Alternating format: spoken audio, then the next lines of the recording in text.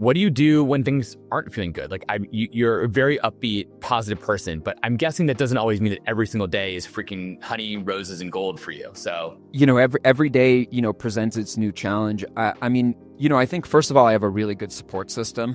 I want to call that out. I have a really incredible relationship with my wife. She's my life partner. I tell all my students at the U, I tell them all the time, like the biggest financial decision you make in your lifetime is the spouse you end up deciding to settle down. I mean, I have some friends who are older, probably, I think it's like 10 years from now, but a lot of people are like, oh, man, when your kids get to be like teenagers, all these people start getting divorced, and they're like, it is the most expensive decision you're ever going to go through. Plus, I think it just ages you, like health-wise, everything is just bad. Oh, it's a million things, but there's also the upside of it, right? Everyone always thinks of the downside risk of divorce, right? But like for me, my wife, when I'm in a bad mood or when I don't feel good, like she's there to like uplift me, right? So I guess this is one of the parts of my secret sauce is that I'm really obsessed with goal setting, right? I learned this in KPMG leadership training when I was 19 years old. And ultimately, what I personally believe is that you need to set really effective goals and hold yourself accountable. So what I used to do is I used to have personal goals. And then when I started dating my wife, I was like, okay, you should have your goals. And she used to chase me kicking and screaming and be like, nah, this is stupid. Like, what am I doing this? Blah, blah, blah, blah, blah. But year over year, we got a little bit better. And now I don't even set personal goals. Lital and I have a couple goals. Everything we do is, what can we do to get the most out of both of us, right? And I think that's one of the things is like when you're really aligned with your partner, when you're really aligned with like what you want the future to look like and you're setting goals, everything is just a function of getting in and doing that, right? So for me, I guess one of the other things I should have added is I'm pretty methodical and intentional.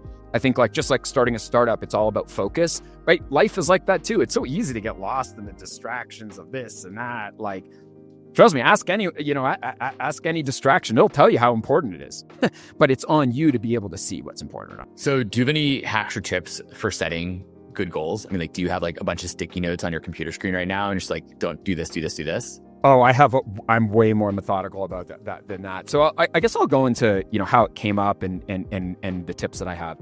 So ultimately, well, actually, let's just go right into the tips I have. There's so much to go through here. So what I do is I've built an exercise every year where I set 1 month, 2 month, 3 months, 6 month, 9 month, 1 year, 2 year, 5 year, 10 year, 20 and 30 year goals.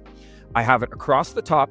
And what I have in each of them is, it's a doc. I've created a template. I share it with all my disciples. Like, it's kind of one of those things that like to start that's the thing. I don't have kids. I have no intention of having kids. I'm involved in a lot of different businesses. And I essentially tell everyone, like I get a lot of people asking me for help on a day-to-day basis. And I want to help all of them. But my first thing is like, if you don't have goals, I can't help you. So the first session I talk about is like, let's get your goals down. This is the structure. If you want to go through it with me, I'm happy to help you achieve those goals. But those things are really personal. But sometimes it's just getting the framework together that's really hard for people, right? So it's really simple. It's what's the date? How old will I be at that time period? And what notes in free form text, right? And so the idea is what you realize is for a lot of people, there's either a gap between their short-term and their medium-term goals, or there's a gap between their medium and their long-term goals. And so I'll give you an example, right? One of the big decisions I made in my life that a lot of people can't believe is I was a director at BlackRock and I quit my job to do a trip around the world with my wife. And I assume director, just so people know, that's a fairly senior position, I assume. Relatively senior. I mean, it sounds great, but it's like, yeah. I'm CEO of a company now, so senior's a relative. But yeah, it was a big deal. I was 29 years old and a director at BlackRock. It was cool at the time. And it was something that I thought I cared about at the time. I really thought that having that title and being able to do that is super important. But ultimately what I did, it was interesting because one of my medium-term goals with my wife year over year was we really wanted to go on safari. And what ended up happening is every year we sort of push off that goal. And so one year we were, looking at our goals and we were saying like, well, if we haven't done this, like we have the money, like why aren't we doing this, right? And so some people look at, oh, it's so crazy you gave up the job. And people were just like, dude, are you ever going to work again? And what's going to happen? I was like, guys, I just want to go on safari. And then what I realized is, when you take 3 weeks off in the corporate world, it's very tough, right? So we're like, oh, we want to go to Australia. We want to go to this. And we're like, you know what?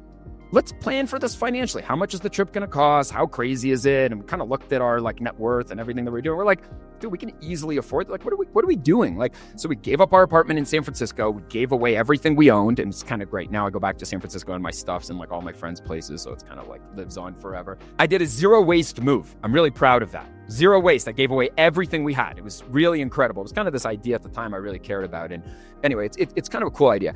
But the idea is like, it can look like a crazy decision. I gave up a very comfortable corporate job to go into the unknown of traveling for a year. I didn't even like really know where we were going to go, right? Gave up our apartment and it ended up being the best decision I ever made. Number one, it was the best investment in my relationship with my wife, right? Like spending a year together, seeing the planet together, exploring all of these things. You have a lot of conversation and communication that frankly, a lot of my friends that are even 60, 70 years old haven't had with their wives, right? Because very seldom do you get these like immersive experiences, right? And my whole view is that education is all about experiential, right? You know, what my favorite band has a quote, like, it's not an experience unless you can bring a friend along, right? And the reality is like, I got to bring my best friend on the greatest experience of my life. And it really shaped the whole structure of my life, right? Because, you know, that really led to starting my first software venture. Like, you know, I think that like so many things are stepping points to other parts along the way. So yeah, goal setting is very important.